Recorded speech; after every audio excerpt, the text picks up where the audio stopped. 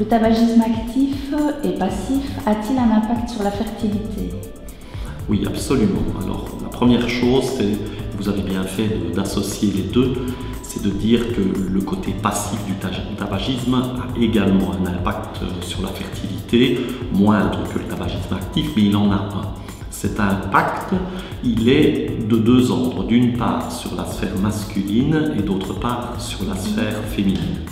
Alors sur la sphère masculine, c'est essentiellement sur la qualité du spermatozoïde. Donc évidemment, comme il participe à la constitution de la grossesse, si ce spermatozoïde est endommagé, il est évidemment plus difficile d'être enceinte. Côté féminin, bien sûr, là le panel est encore beaucoup plus large, c'est-à-dire que ça a une influence sur le fait de pouvoir ovuler correctement, sur la qualité aussi, comme chez l'homme, de l'ovule lui-même, et puis sur la manière dont cet ovule va s'attacher.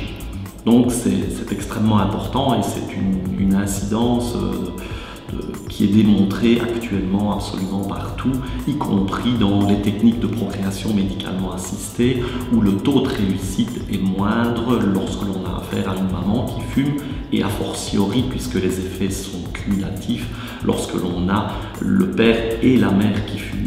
Et enfin, il a aussi un impact sur la période de fertilité de la femme, puisqu'une femme fumeuse de longue durée a généralement une période de ménopause qui est un peu plus précoce dans sa vie.